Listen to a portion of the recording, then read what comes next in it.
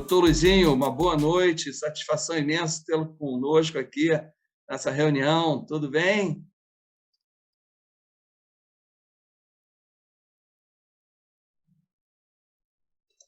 Ele está sem áudio. Doutor Luizinho, isso, obrigado. Tudo bem? Rômulo, boa noite, um prazer grande estar aqui com vocês. É uma honra poder participar aqui e conversar com vocês. Estou aqui na minha sala, aqui na Comissão de Seguridade Social e Família, aqui em Brasília. Poder conversar aqui, a gente colocar algumas coisas, mas especialmente ouvir, né? Acho que é muito importante a gente poder ouvir o sentimento de cada um, fazer os questionamentos no momento que a gente vive, e principalmente a nossa medicina, que vive constantemente sob ataque. Não tem nenhuma outra profissão no Brasil que seja tão atacada por todas as partes quanto a medicina. Então, é muito importante a gente poder estar aqui participando com vocês. Ok, muito obrigado. É um prazer enorme recebê-lo aqui na nossa reunião conjunta da SOMEI, da SOMERGE, também, claro, com a presença do CREMERGE, de vários colegas das associações médicas que são filiadas à SOMERGE no estado do Rio de Janeiro. Temos aqui também a presença do Dr. Lincoln, nosso eterno presidente da AMB. Nós temos vários outros colegas representantes de categorias. Dr. Silvio Provenzano, nesse ato representando aqui o nosso presidente do Conselho Regional de Medicina, que é grande seu amigo. Estou vendo aqui também o Almirante Moreira, né, que foi nosso presidente da Academia Brasileira de Medicina Militar, que possivelmente volte também à própria, né? O doutor Benjamin Batista, nosso presidente da SOMERGE, e vários outros colegas representativos da nossa classe, e aqui representando, e também alguns outros colegas convidados como um todo. Então, é um prazer muito grande, doutor Luizinho, poder recebê-lo em nossa reunião mensal, dessa reunião conjunta, que é a da SOMEI, Associação Médica da Ilha do Governador, e da nossa SOMERGE. Eu vou fazer uma apresentação formal do senhor, meu amigo, e vou passar para alguns desses representantes das suas classes, e, em seguida, o senhor, por gentileza, estará com a sua palavra para nos representar, ok? Então, o doutor Luiz Antônio Teixeira é nosso colega médico, ortopedista, né? Ele é deputado federal eleito, presidente da Comissão de Seguridade Social e Família, coordenador da Comissão Externa de Enfrentamento à Covid-19, médico ortopedista, MBA executivo em saúde pela COPEAD, pós-graduado em medicina do esporte e também do exercício, né? Está no seu mandato de deputado federal. Eu trouxe aqui uma pesquisa só para a gente saber o que significa a Comissão de Seguridade Social e Família, né? Ela tem a missão, né, de ter assuntos relativos à saúde, previdência e assistência social em geral, organização institucional da saúde no Brasil, políticas de saúde e processo de planificação em saúde, Sistema Único de Saúde, ações de serviço de saúde pública, assistência médica previdenciária, instituição privadas de saúde, medicinas alternativas, higiene, educação e assistência sanitária, atividades médicas e paramédicas, controle de drogas e medicamentos, exercício da medicina e profissões afins, recursos humanos para a saúde, saúde ambiental, alimentação e nutrição, indústria química, farmacêutica, proteção industrial de fármacos, organização institucional da Previdência Social no país, regime geral e regulamentação da Previdência Social urbana e rural e parlamentar, seguros e previdência privada, assistência oficial, regime jurídico das entidades civis de finalidades sociais assistenciais, matérias relativas à família, à mulher, a crianças, aos adolescentes, aos idosos e a pessoas portadoras de deficiência física e mental, e também direito à família e do menor. Então, é uma atividade, é uma representação de ser presidente dessa comissão de grande importância para a sociedade brasileira e para todos nós profissionais que atuamos na área da saúde e previdência também. Então, é um prazer muito grande, nosso deputado, meu amigo, estar com o senhor aqui na nossa reunião, e para lhe dar as boas-vindas, eu vou passar a palavra, então, ao nosso co-anfitrião dessa noite, doutor Benjamin Batista, que é o nosso presidente da SOMERGE. Benjamin, boa noite. Boa noite a todos, em especial a minha saudação ao deputado Luizinho, né, e quero exaltar a sua atuação aí em Brasília, sempre atento às demandas e defendendo a classe médica aí no nosso parlamento, né? Essa reunião é uma parceria entre a SOMEI e a SOMERG, e nessa plateia hoje temos presidentes de cooperativas, temos presidentes de associações médicas, enfim, uma plateia seleta que estará aqui atenta para ouvi-lo. Seja bem-vindo. Muito obrigado, Benjamin. Passar a palavra ao doutor Silvio Provenzano, nosso eterno também presidente do nosso CREMERG. Seja muito bem-vindo. Amigo de bancada também, né, doutor Luizinho, na Rádio Tupi, né? Grande pessoa. Luizinho é um velho amigo, não só colega ortopedista, medicina do esporte, mas um amigo de longa data. A gente teve debates fantásticos, uma inteligência rara. Mas está aqui com o Lincoln, meu grande mineiro amigo, Felício Galo, Ana Beatriz Busch, que entrou também, e o meu guru, doutor Ramon, doutor Benjamin.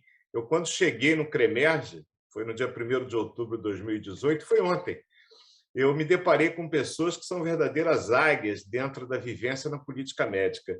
E com a generosidade que caracteriza esses dois colegas, eles foram assim fantásticos comigo, né? Conversando, orientando, dando opiniões, palpites, e um apoio que foi absolutamente essencial para a gente ter conduzido uma gestão que foi conflituosa internamente, com alguns problemas que a gente teve, mas que acabou, no final das contas, em minha modesta opinião, sendo exitosa. A gente conseguiu fazer uma passagem de 25 anos de uma gestão que havia no CREMERG para um novo tipo de gestão, tentando ser mais voltado para as nossas dificuldades da área médica, sendo menos políticos na política partidária e sendo mais atuantes na área médica, com as diferenças que nos conduzem. Agradecer a você, Rômulo, o carinho de sempre, e ouvir o Luizinho, que é tudo que a gente veio fazer aqui. Luizinho, um abraço. Obrigado aí pela tua presença também, em nome do CREMERG. Obrigado, doutor Silvio. Satisfação muito grande. Eu quero passar agora a palavra para o doutor Lincoln Lopes Ferreira, para suas palavras de boas-vindas ao nosso grande amigo, doutor Luizinho. Lincoln, por favor. Meu caro doutor Rômulo, cumprimentá-lo e saudá-lo, esse irmão com que a vida me presenciou, parabenizá-lo por toda a atuação frente à SOMEI, que eu tive aí, graças à sua excelente condução, o prazer de passar a frequentar. Os meus caros doutores Ramon e Benjamin, que tão bem conduzem a SOMERG e protagonizam, conjuntamente com o CREMERG, aqui na pessoa do meu caríssimo doutor Silvio Provenzano, uma verdadeira revolução nesse nosso berço cultural desse país, né, o segundo maior colégio médico do país, que chama-se Rio de Janeiro, né, e que, graças à generosidade, vocês têm me acolhido de uma forma absolutamente gentil, absolutamente cidadã, e com manifestações, como vi recentemente, inclusive de orgulho, né? Não apenas de críticas, de falta de perspectiva, mas de orgulho de perspectiva, né? E a nossa junta aí, nossa sempre secretária Bia Busch, fez um trabalho magnífico à frente do enfrentamento da Covid, esse momento que, se de um lado nos afastou, por outro lado nos aproximou, né? Porque acho que nós nunca tivemos tão juntos quanto nesse espaço. E dizer assim, que realmente ouvir o Luizinho é um prazer. O Luizinho é daquelas pessoas realmente raras, né, que você encontra e que você ouve por horas sem se cansar, né? Trabalho, conhecimento, um excelente orador, uma pessoa realmente uma inteligência raríssima, e é o que eu tenho aí a honra, o privilégio, não apenas de ser uma testemunha presencial do trabalho, mas de poder dizer que é um amigo que a gente foi fazendo pela vida. Então, eu aqui represento a minha Associação Médica, né, de Minas Gerais enquanto diretor, mas também represento sempre a Confemel, a nossa entidade intercontinental. E é sempre um prazer enorme essa convivência, esse aprendizado. Parabéns a todos mais uma vez e muito obrigado. Obrigado, doutor Lincoln. Passar também para a sua palavra de boas-vindas aqui ao nosso vice-presidente da Sicredi, né, do Sicredi, Banco Sicredi, e também ex-presidente da Sociedade de Medicina e Cirurgia, doutor Jorge Fará, as suas palavras de boas-vindas ao doutor Luizinho, por favor. Som, por favor. Fará, liberar o teu som. Doutor Rômulo, o doutor Fará está com um problema na conexão. Não, tá ok, já está ok. consegui. Eu estava com o áudio desligado. Mas eu fico muito feliz de participar da reunião com esses colegas que são expoentes da medicina e da representação da medicina no Rio e no Brasil, né? Cumprimento a todos carinhosamente e fico muito feliz também em receber o Dr. Luizinho nessa reunião, pessoa, como já foi dito aqui, que tem lutado sempre pela classe médica na perspectiva de uma saúde voltada para todos. Defender o médico significa defender a medicina e também o interesse da população, né? A boa medicina se faz em benefício da população. Então, eu acho que o Luizinho tem uma trajetória e tem uma participação extremamente importante nessa luta. Então, nós estamos muito felizes em recebê-lo aqui e ansiosos por ouvi-lo. Seja bem-vindo. Muito obrigado, Fará. Queria agora ouvir a doutora Beatriz Busch, Ana Beatriz Busch, nossa querida Bia, nossa secretária de saúde aí do município do Rio de Janeiro durante anos. Seja bem-vinda, boa noite, obrigado. Uma honra enorme estar aqui. Estou aqui realmente satisfeita e aguardando o que o nosso deputado tem a nos dizer. E, no final, a gente faz as considerações, agradecer sempre o carinho do Dr. Silvio Provenzano, nosso presidente, e do Dr. Lincoln também. Muito obrigado, Bia, obrigado aí por tudo, sempre a parceria, pessoa maravilhosa. E eu quero passar agora ao Almirante Moreira, como representante da Academia de Medicina Brasileira de Medicina Militar. Almirante Moreira, para suas palavras de boas-vindas ao nosso deputado Luizinho, por favor.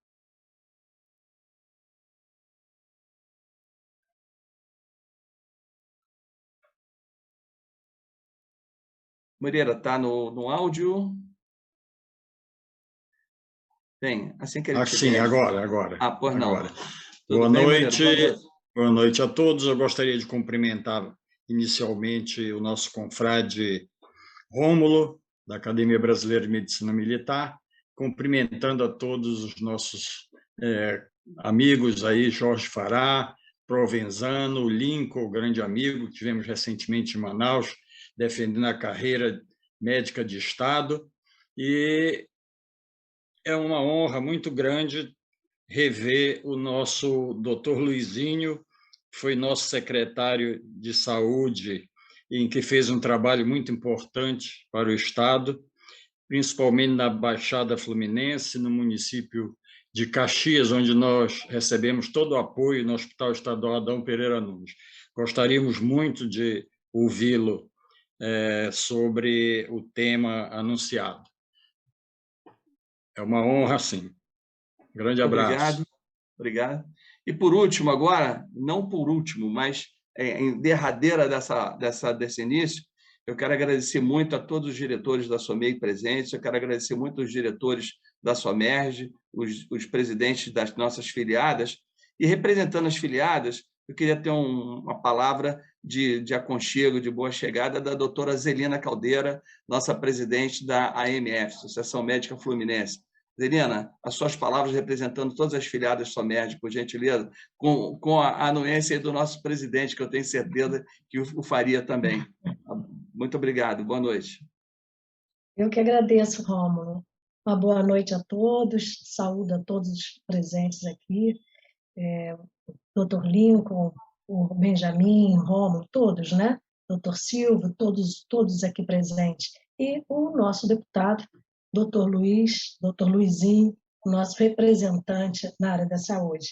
É uma satisfação poder ouvir o nosso deputado, né? E como já foi dito por muitos outros que me antecederam, vem fazendo um trabalho especial na área da saúde. Então, é um prazer ouvi-lo e um prazer estar participando dessa reunião. Muito obrigada.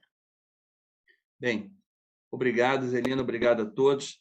Doutor Luizinho, o senhor já ouviu como o senhor pediu, eu quero ouvir também. Então, já ouviu algumas pessoas que estão participando dessa reunião, representantes, e também a nossa diretoria, mais uma vez, agradecer a nossa diretoria de todos os colegas da SOMEI que estão presentes, da SOMERGE, outras instituições, amigos. E, doutor Luizinho, é tudo com o senhor. Muito obrigado mais uma vez, o carinho de nos atender numa época tão difícil, de tanto trabalho na Câmara dos Deputados em Brasília. Uma boa noite ao senhor, seja bem-vindo à nossa SOMEI, à nossa SOMERGE, ao nosso CREMERGE, a todos. Boa noite. Boa noite a todos. Saudar aqui esse meu amigo o Rômulo, saudar todos os representantes da SOMEI, da SOMERGE, saudar aqui o nosso eterno presidente, esse amigo que eu fiz aqui em Brasília, que foi o Lincoln. Trabalhamos muito juntos aqui em causas muito difíceis. Saudar o nosso eterno presidente também, o Silvio Provenzano, o meu amigo Ziri, que participou comigo bastante quando a gente fez uma discussão aqui sobre um GT sobre tabela SUS. Saudar o presidente Benjamin, saudar o doutor Ramon, que era do CREMERGE na minha época de secretário de Estado, saudar o Fará, saudar a Celina que nos antecedeu, minha amiga secretária Bia Bush, Bia, um abraço, o doutor Moreira, que teve a oportunidade de trabalhar comigo quando fui secretário de Estado como diretor lá do nosso Adão Pereira Nunes, do Hospital de Saracuruna, tantas pessoas aqui importantes, Romulo. Eu me sinto muito agradecido pela oportunidade de conversar e de conversar um pouco sobre o trabalho. Um trabalho aqui que muito difícil, o trabalho na Câmara dos Deputados, principalmente pela repercussão, a gente conseguir levar as coisas que a gente está fazendo aqui, fazer um balanço do nosso mandato voltado para a saúde, voltado em defesa da medicina.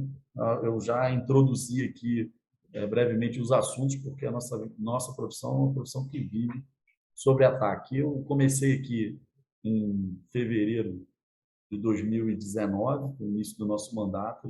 Logo assim que a gente iniciou, eu fui ser relator da subcomissão de saúde da Câmara, fui constituir um grupo de trabalho para fazer uma revisão sobre a tabela do SUS. Nós trabalhamos no ano de 2019 de forma intensa, ouvimos todas as sociedades de especialidade. A AMB participou muito comigo nessa discussão, o CFM, todas as entidades discutiram. Eu tenho uma visão de que nós só resolvemos a saúde pública se nós resolvemos a tabela do SUS e voltarmos com o Código 7, uma grande perda para o Sistema Único de Saúde. Quando acabou o Código 7, era o Código 7 a mola mestra que levava toda a classe médica a ter interesse em fazer cirurgias. Então, nós temos hoje, o maior problema do país em saúde hoje são as cirurgias eletivas retidas, já era antes da pandemia, continua sendo agora. Então, uma das maneiras que a gente trabalha para resolver esse problema, desde que a gente chegou aqui, é tentando requalificar a tabela do SUS e implementar novamente o Código 7. A gente fez um grande trabalho no grupo de trabalho. Em 2020 seria um ano de brigar por essa implementação. Nós fomos dragados pela Covid, um tema que desorganiza o nosso sistema de saúde como um todo. E aí, a gente não conseguindo levar isso para dentro do Ministério da Saúde com a força que a gente queria, eu fiz um projeto de lei que transforma a CBHPM, a tabela de referência do SUS. Ninguém está aqui vendendo a facilidade de que nós vamos tornar a CBHPM no valor do honorário que está colocado ali dentro. Mas a maioria que sabe, e o Zílio é um especialista, a CBHPM, ela é uma classificação hierarquizada. Ela só quer dar ao porte do procedimento cirúrgico o que ele deve ter como porte. E a gente conseguir começar a organizar. A partir que a gente coloque a CBHPM como uma tabela do SUS, a questão de melhorar esses valores paulatinamente, a cada ano, na discussão orçamentária aqui, que se faz dentro da Câmara dos Deputados, do Congresso Nacional como um todo, a gente pode alocar mais recursos e ir pontualmente, ano a ano, fazendo uma recomposição desses valores. Eu exemplifiquei isso muito na época aqui. Se qualquer um de nós aqui olhar a tabela para órtese e prótese, por exemplo, para uma fratura de tornozelo, eu vou trazer um pouquinho para a minha praia, para ortopedia. Hoje, um tratamento cirúrgico com fratura de tornozelo paga aí para o cirurgião R$80 na tabela do SUS e paga de material de placa e parafuso 300. Quer dizer que as empresas de OPME têm um lobby muito mais forte do que o lobby da medicina, porque não pode o honorário do cirurgião ser mais barato do que o que está gastando de OPME. Esse é um dos desafios que a gente começou a trabalhar em 2019, e toda vez que a gente faz um trabalho aqui, ele tem que ser concluído, ou através de uma lei aprovada, ou uma portaria ministerial, senão isso não vai acontecer na prática.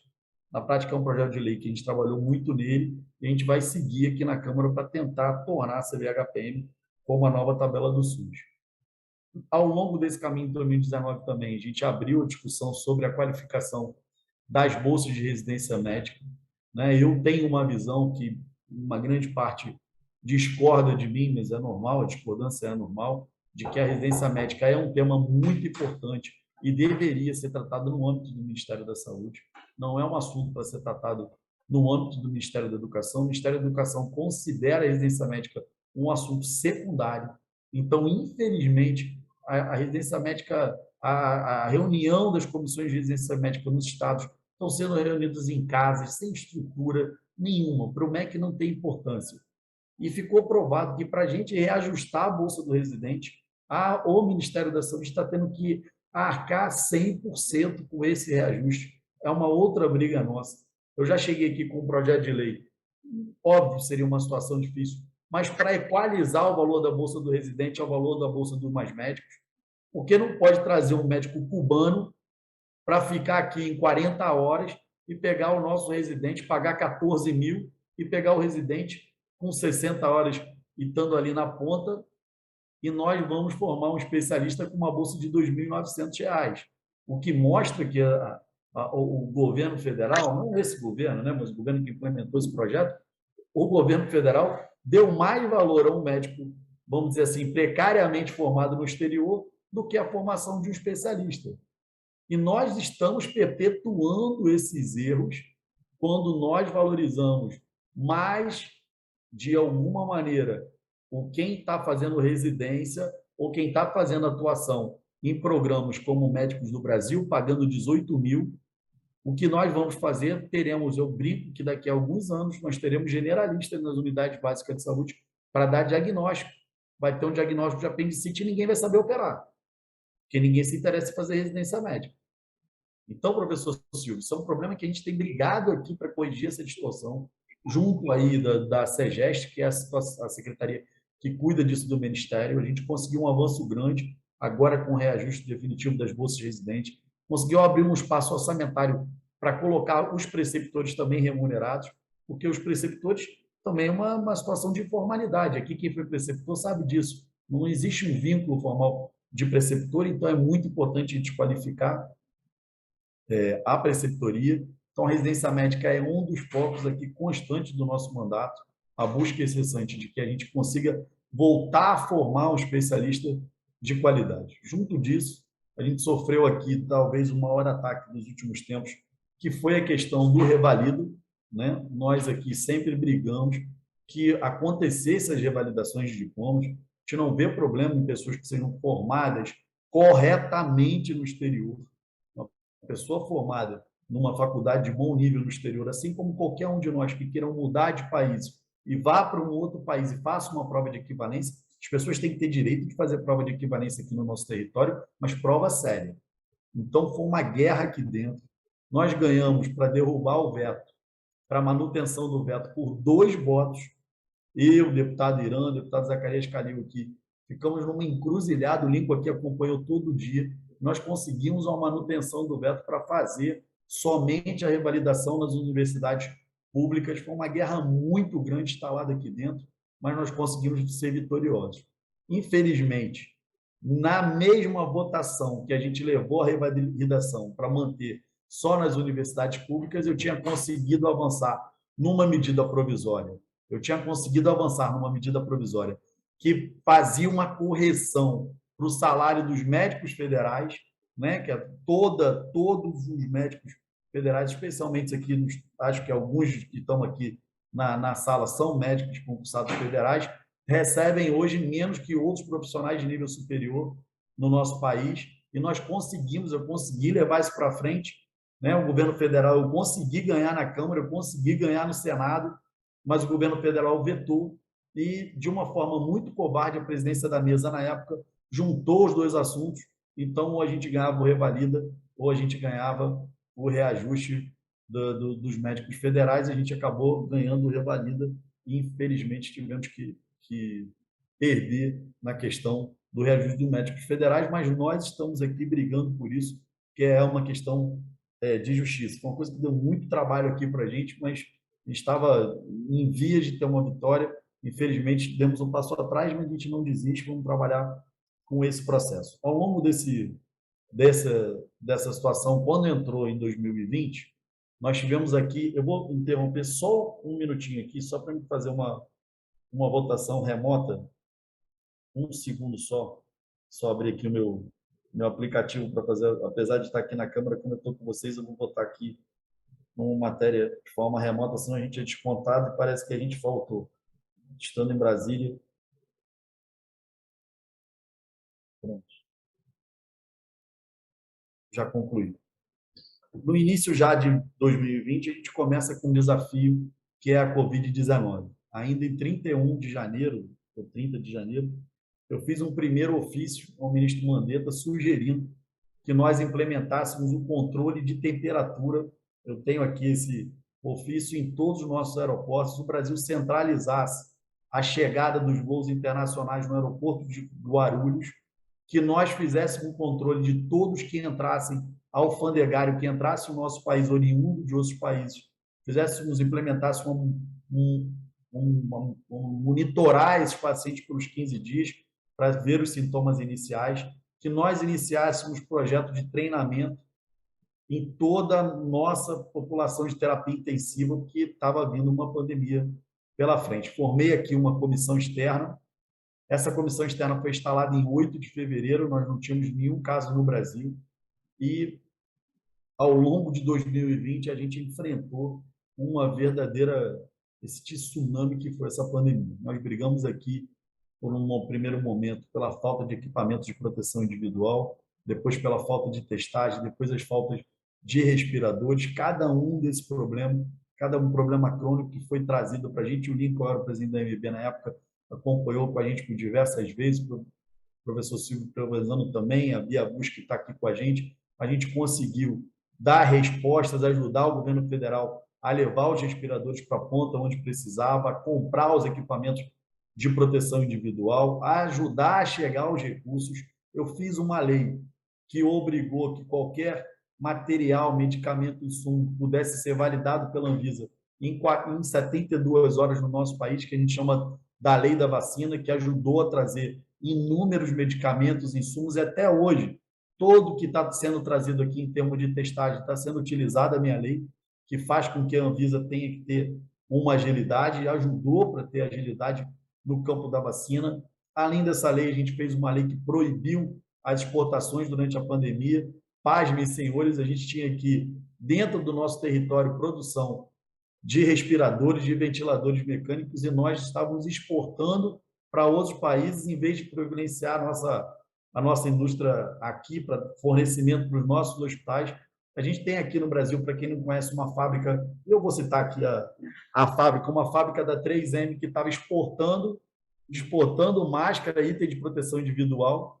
Então, não é possível que a gente, com produção nacional, incentivo, benefício fiscal, estivéssemos fornecendo para outros países. Então, a lei que proibiu a exportação também é uma lei de minha autoria, além de outras leis que ajudaram o funcionamento, a manutenção do funcionamento das Santas Casas, com que todo mundo recebesse os seus repasses SUS, mesmo não tendo os mesmos números cirúrgicos, porque o dinheiro estava chegando e a gente precisava manter principalmente os serviços das entidades filantrópicas contratualizadas no SUS, que perderam suas cirurgias eletivas. A gente ia desorganizar mais ainda o sistema. E aí tem um conjunto de atuação nossa ao longo da Covid-19 que ajuda a gente a estreitar esse relacionamento nosso do dia a dia com a classe médica. Eu acho que a gente ainda enfrenta todo dia um desafio, todo dia alguém quer entrar dentro da competência do médico.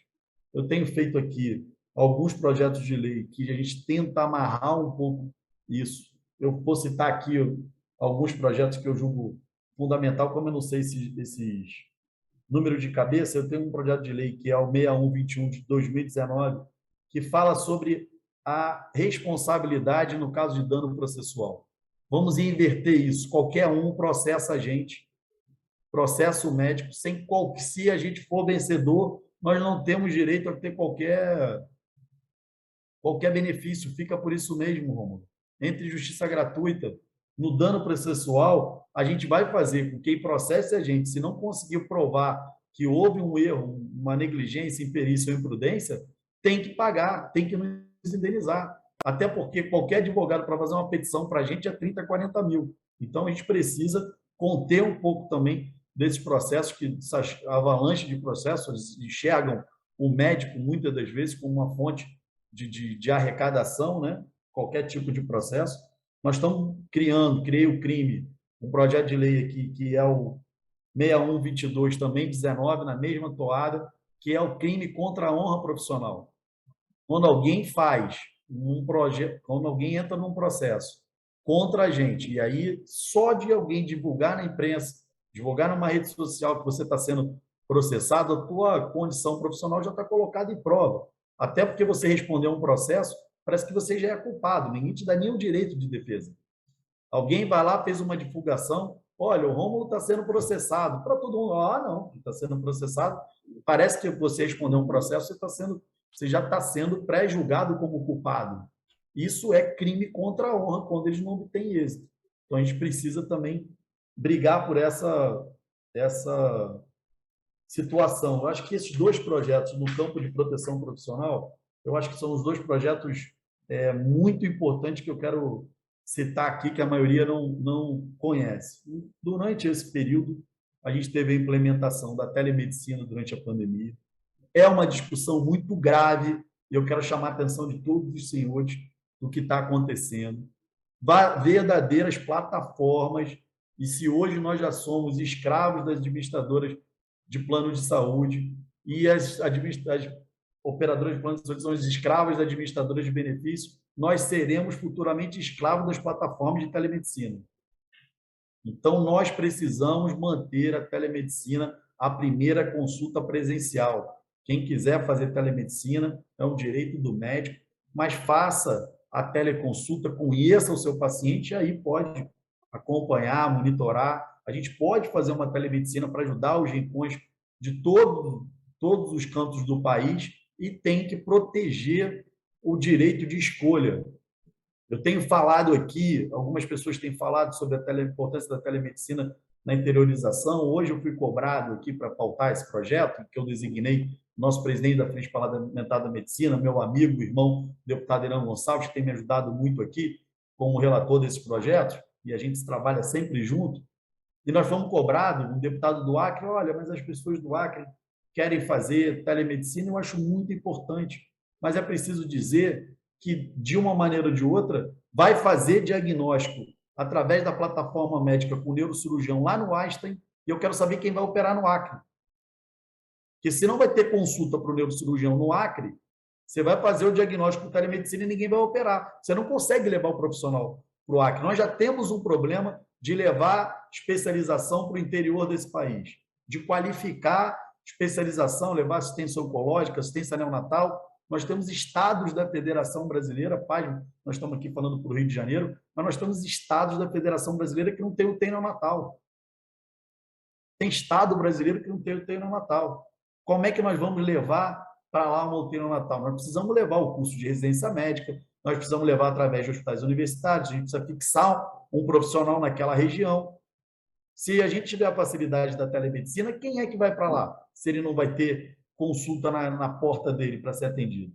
Então, a telemedicina, a telesaúde, ela tem uma importância muito grande no sistema complementar, mas nós precisamos ficar atentos a essa discussão. Eu estou atento aqui, a gente tem discutido isso muito no Conselho Federal de Medicina, da importância de manter a teleconsulta como primeiro vínculo, de fazer uma teleorientação gratuita.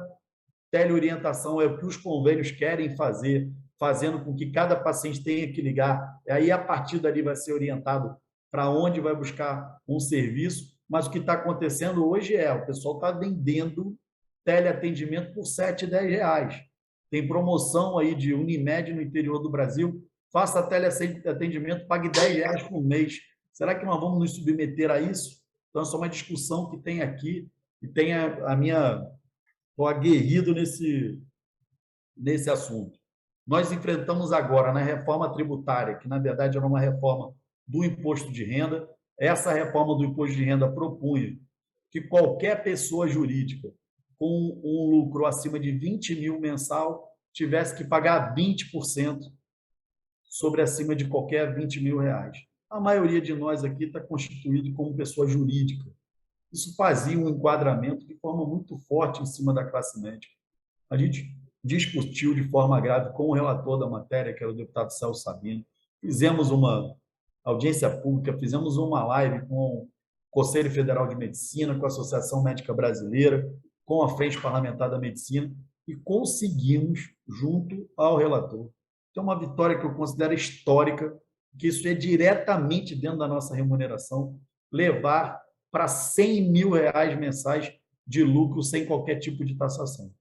Então, quem está no lucro simples ou no lucro presumido, pelo projeto que saiu aqui da Câmara dos Deputados e vai até o Senado, se tiver lucro de até 100 mil por mês, não tem sobretaxação de imposto de renda. Já está sendo taxado na fonte da empresa. Inclusive, tem redução do imposto. Acho que essa aqui, claro que aqui é uma guerra constante, mas essa vitória, que parecia uma coisa perdida, já na live a gente já estava com dificuldade de convencer o Celso Sabino, essa conquista aqui, que só da gente não ser taxado em 2023 a gente não ter isso, trazia uma perda real para cada um dos médicos que estão constituídos em pessoa jurídica. Ao longo desse processo, ao longo desse tempo, nós estamos discutindo aqui numa comissão especial sobre a reforma do sistema de planos de saúde. A gente vem enfrentando um processo cada vez mais crescente de verticalização, é um processo que a gente precisa atuar de forma dura, porque nós precisamos. Eu sou um defensor aqui da ampliação da saúde suplementar, e eu quero que todos saibam disso. As minhas opiniões não são setoriais, é importante que vocês saibam que a nossa opinião é que quanto mais usuário de plano de saúde, mais potenciais clientes de desoneração sobre o SUS. Não num sistema que faça verticalização, não num sistema predatório com a classe médica.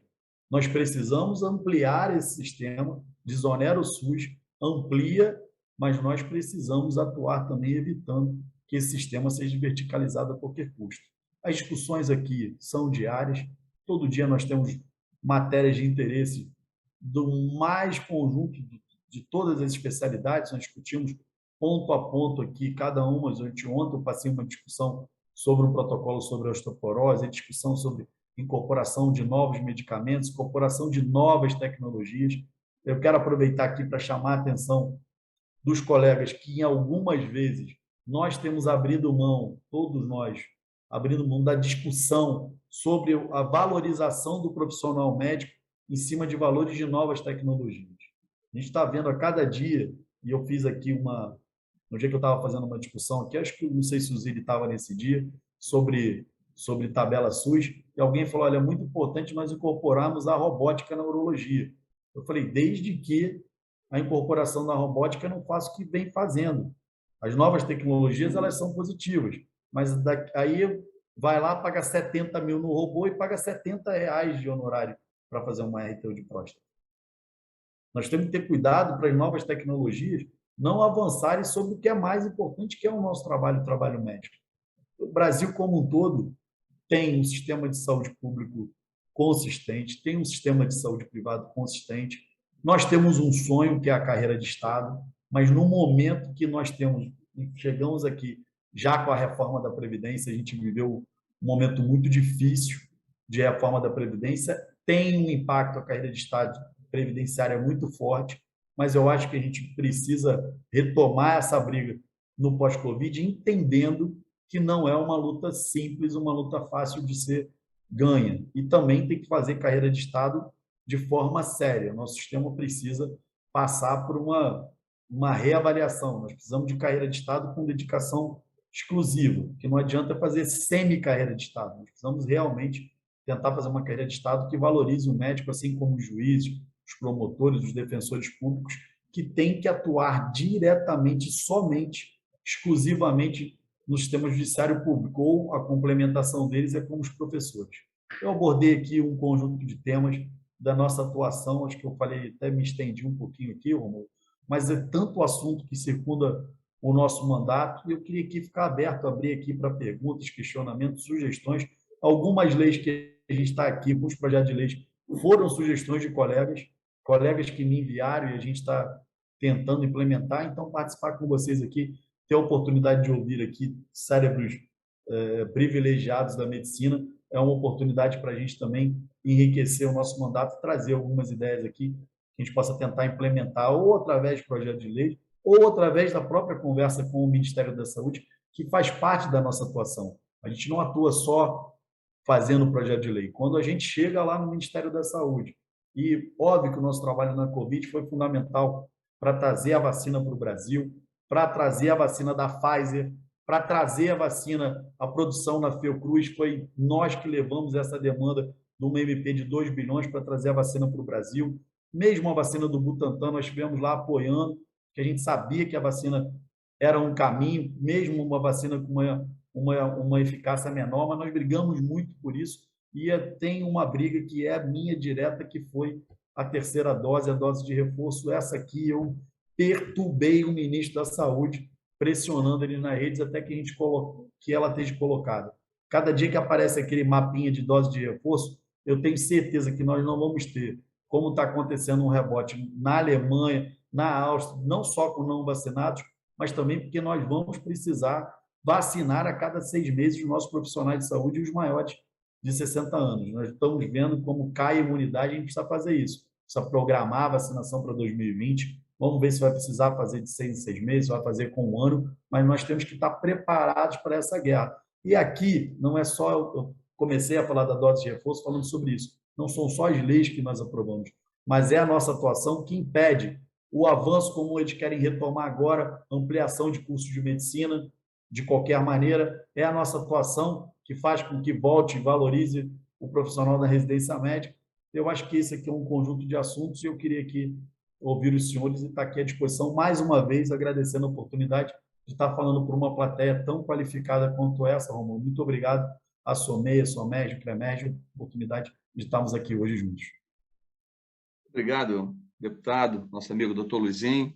É uma satisfação muito grande podermos ouvir os temas que nós pensamos no dia a dia e que verdadeiramente alguém pensa igual a gente e que também briga por esses temas e consegue colocar à frente, muito bem nos representando. Nós já temos aqui algumas perguntas, eu já vou passar imediatamente aos colegas. Tem uma ordem aqui. Primeiro, doutor Zilli, por favor, sua colocação para o doutor Luizinho, por gentileza. Bom, boa noite a todos. Emílio Zilli, diretor de Defesa Profissional da SOMERG. Eu pensei que você fosse dar uma ordem hierárquica, Rômulo, porque tem o Benjamin e o Ramon na minha frente e a Beatriz também, né? Então, na realidade, desculpa a eles. Vou falar, mas já que você me concedeu, vamos falar, né?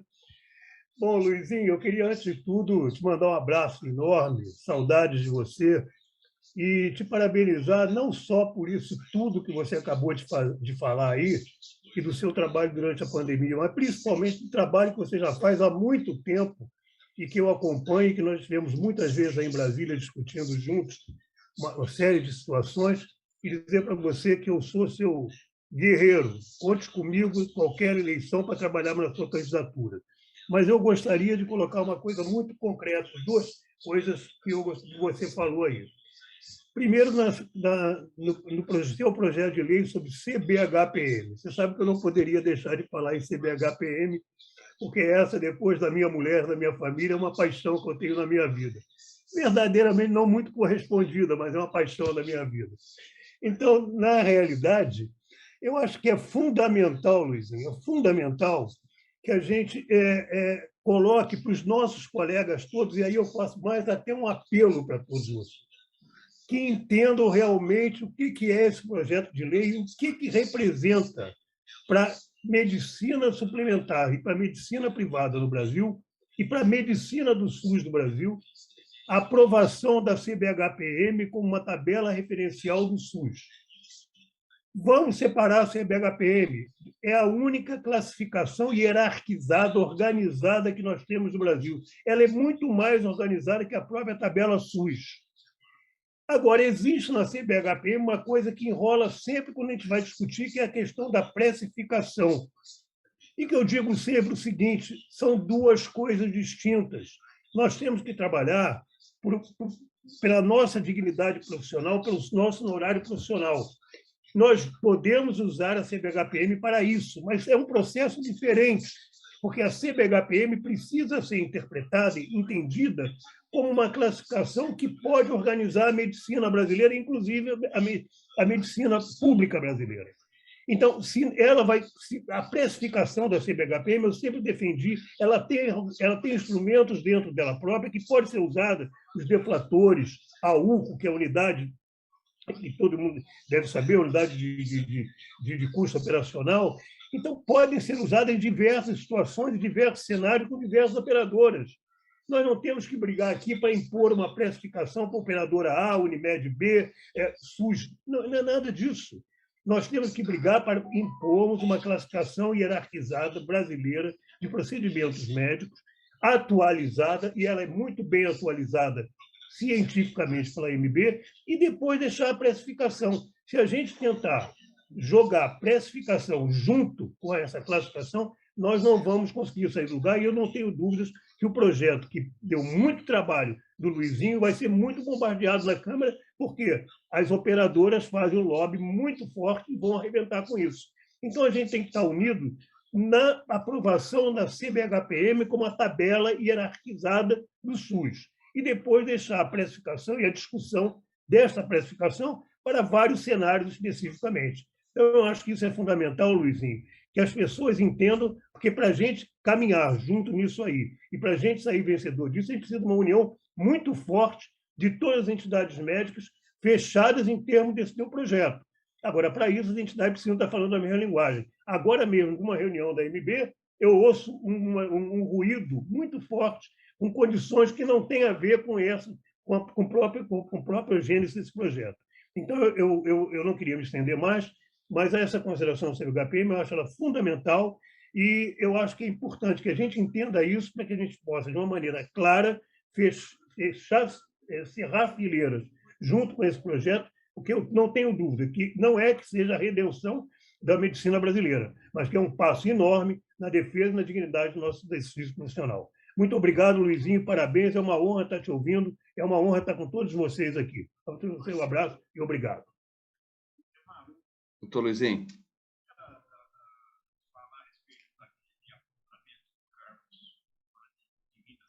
Doutor Luizinho. Você está sem som, Luiz. Luizinho. É que eu cliquei para abrir, mas não abriu. É uma honra, Ziri, estar aqui com você novamente, agradecer todo o teu empenho da MIUC, da MB, que nos ajudou muito nesse trabalho também, com que eu aprendi muito. Eu acho que essa questão da CBHPM é fundamental para a medicina brasileira, tornar ela uma tabela de referência, e principalmente porque atua no Sistema Único de Saúde e atua no Sistema de Saúde Suplementar. Vai impedir o que a gente está sempre sendo acusado pelo CAD de cartelização, né, que é a desculpa para que isso não possa acontecer. Então, a CBHPM sendo implementada como tabela do SUS, ela vai ajudar a organizar o nosso sistema de saúde público e privado. Com certeza absoluta, a gente acha que isso aqui, na hora que a gente conseguir aprovar e tudo, claro, a resistência é muito grande, muito forte, né? Os operadores vêm com uma força muito grande, mas eu acho que a gente tem argumentos suficientes para poder ajudar a avançar a saúde brasileira. Alguém falou logo aqui no início, a defesa da medicina é a defesa da saúde brasileira, porque se não tiver uma medicina de qualidade, não adianta. Os desfechos clínicos, a gente conhece, os desfechos clínicos e cirúrgicos, os desfechos ruins, né, a gente conhece. A medicina é feita com excelência, tem excelentes resultados, e a medicina exercida de forma errônea mata, né? Além de sequelar, ela mata. Então, a importância de ter uma medicina de qualidade. Um prazer, Zília. Estou aqui sempre à disposição, e é isso mesmo. O meu objetivo não é brigar por precificação, sim na implementação, como eu falei aqui, e no decorrer do processo, questão de precificação, ela vai vir no decorrer da discussão. Muito obrigado. Passar a palavra ao nosso presidente da SOMERG, nosso amigo, doutor Benjamin Batista. Benjamin, obrigado aí mais uma vez, um carinho muito grande por você. Obrigado. Eu que agradeço, Rômulo, e fiquei muito satisfeito com as palavras do Luizinho, né? Ele fez aqui uma prestação de contas, né, do mandato dele, das ações dele, e realmente ele tem o que mostrar, né? Então, realmente está de parabéns e me sinto realmente representado. Mas a minha consideração se refere a um problema que afeta particularmente o estado do Rio de Janeiro e principalmente a cidade do Rio de Janeiro, né? A cidade do Rio de Janeiro já foi capital federal e em 1960 essa capital foi transferida para Brasília. Deixou-se na cidade do Rio de Janeiro uma infraestrutura hospitalar federal bastante grande, né? E esses hospitais federais, eles foram minguando, né? Foram minguando. E o CREMERG tem feito algumas visitas a esses hospitais e constatado que o problema principal para colocar esses hospitais funcionando decentemente é RH, são recursos humanos. Então, falta médico, tá? Espaço tem, equipamento tem tudo, só não tem o médico. Então, eu quero que o Luizinho nos fale o que, a nível de parlamento, pode ser feito para colocar RH nos hospitais federais do Rio de Janeiro e resolver esse problema. Benjamin, uma honra aqui participar contigo. Esse é um tema muito difícil, que eu conheço de perto, porque quando fui secretário municipal de saúde de Nova Iguaçu, a gente precisava internar os pacientes na rede federal, quando a gente não conseguia, então a gente tinha uma frustração muito grande. Quanto secretário de Estado, a gente enfrentou esse tema diariamente, porque você olha para uma rede daquele tamanho e fala assim, aquilo vai ajudar. Eu fui secretário de Estado, eu quero lembrar aqui, numa situação de calamidade pública financeira do Estado do Rio de Janeiro. Nós vivíamos, eu trabalhei com 30% do orçamento da secretaria. Para vocês terem uma ideia, nos meus 2 anos e 4 meses de secretário, eu ordenei e paguei 3,5 bilhões de despesa. Cada ano de despesa da Bia Bush à frente da Secretaria Municipal de Saúde do Rio de Janeiro são 5 bi. O orçamento hoje da Secretaria de Estado são 7 bi.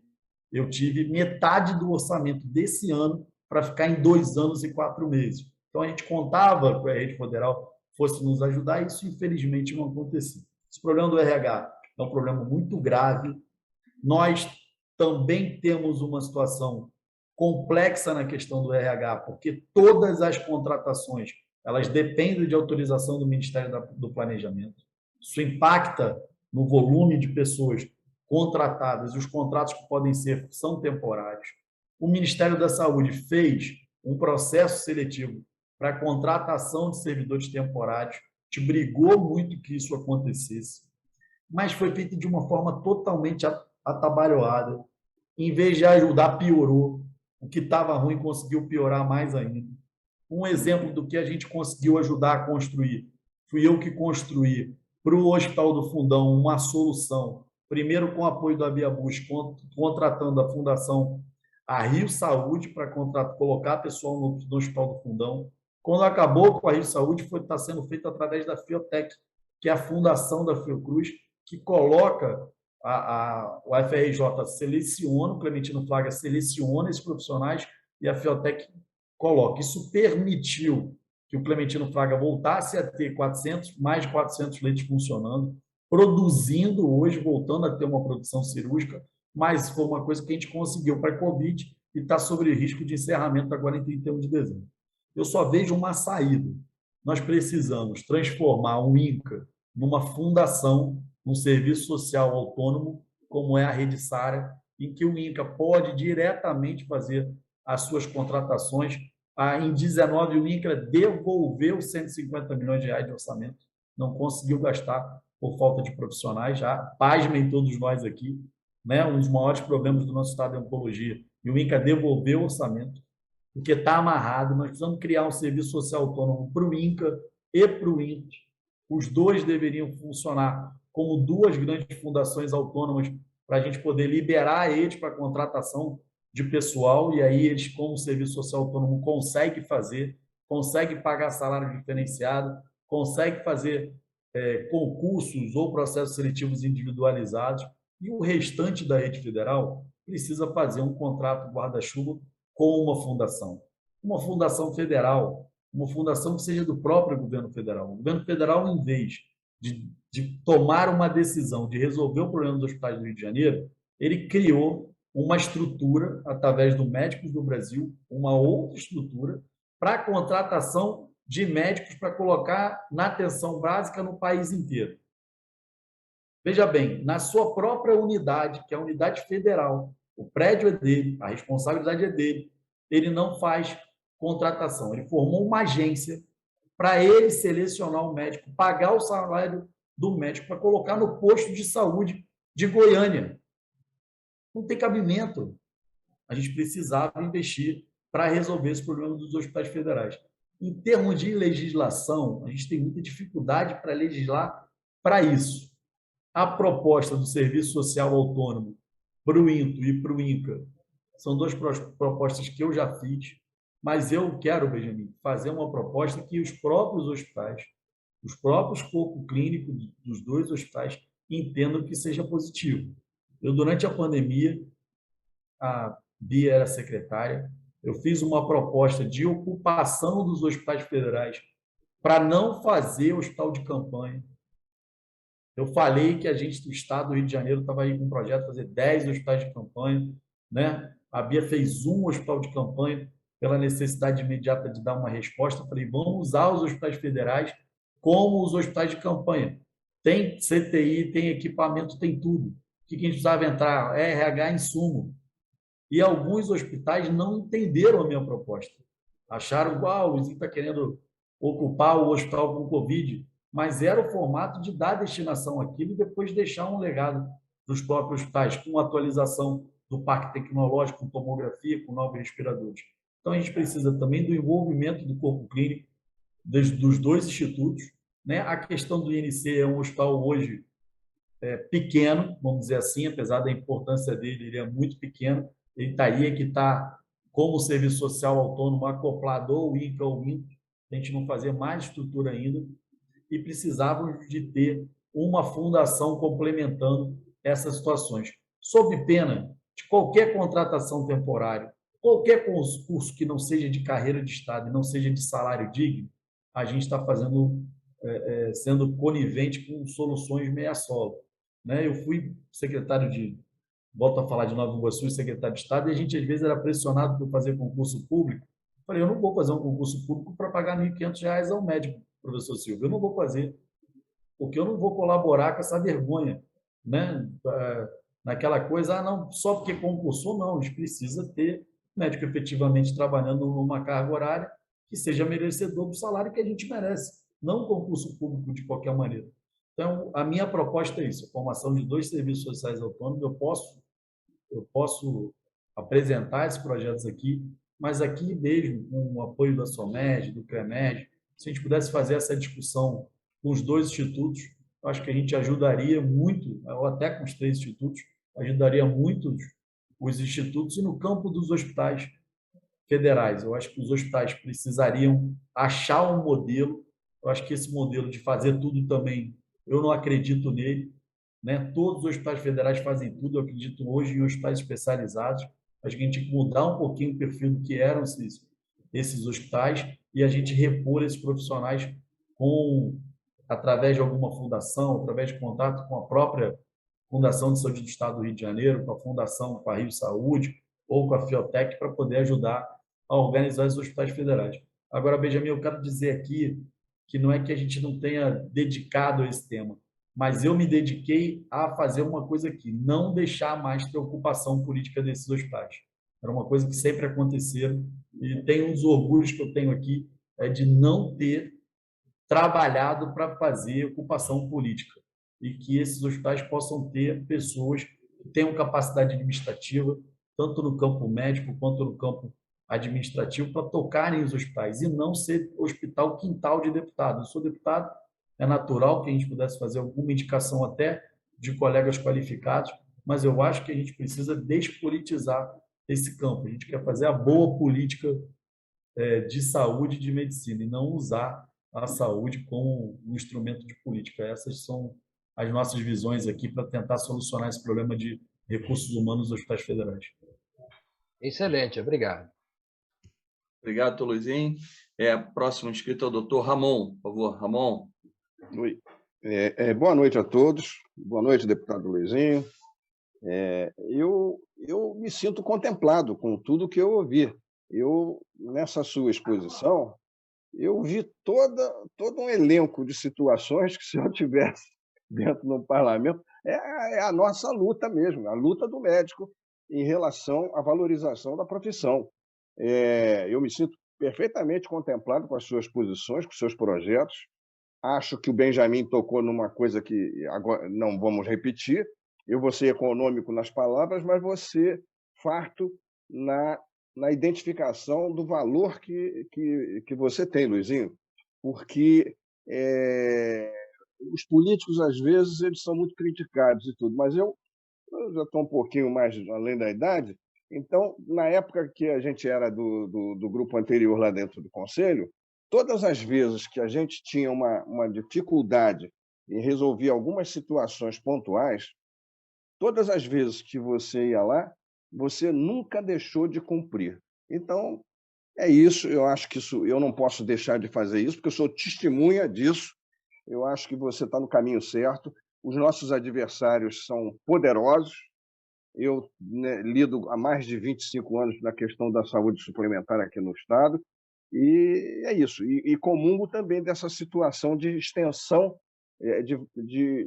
da saúde suplementar, até para desonerar realmente as questões do SUS e a gente poder ter um sistema que a gente possa equalizar essas coisas. Parabéns, muito obrigado. Obrigado, doutor Ramon Varela, que é um orgulho para mim aqui estar participando nos shows. Esse período nosso de convivência no CREMERG foi um período bastante duro, né? A gente tinha muito problema, muitas dívidas com as UTIs neonatais, com a UTI infantil, problema com profissionais nas unidades de saúde, mas a gente foi um a um com o diálogo. Eu também só tenho a agradecer todas as portas que a gente abriu, as pessoas colaboraram conosco e a gente conseguiu deixar pelo menos uma saúde organizada. Realmente a gente não tinha uma boa condição financeira, Rômulo, mas a gente deixou uma saúde organizada e com do meu período todos os compromissos pagos. A gente deixou com todas as nossas contas em dia, menos com, apesar de não ter recurso, mas muitos nos ajudaram aqui, como o doutor Ramon, o Nelson Naum também no período que foi presidente, foi muito correto comigo. Eu só tenho que agradecer e a gente precisa estar unido nessas lutas, porque se a gente não tiver união, uma das coisas que eu falo todo dia, nós precisamos muito de união. Sem união, a gente não consegue ter nenhuma vitória aqui nessa casa. Precisa muito de união. O Lincoln conhece bem essa realidade aqui. A gente precisa muito estar unido quanto classe médica para conseguir ter vitória aqui. Muito obrigado. Obrigado, doutor Luizinho. Obrigado, doutor Ramon. Inclusive, Luizinho, tem uma pessoa da Secretaria de Estado de Saúde aqui, presente, né? Cláudia Mello está aqui nos acompanhando, aqui, que trabalhou lá consigo, lá na administração. Está aqui nos acompanhando. Nossa irmã, conterrânea. Bacana. Agora, doutor Silvio Provenzano, para fazer as suas considerações, um grande homem, um grande professor, um grande mestre e um homem com espírito do serviço público muito grande. Doutor Silvio, por gentileza, muito obrigado mais uma vez, um carinho muito grande.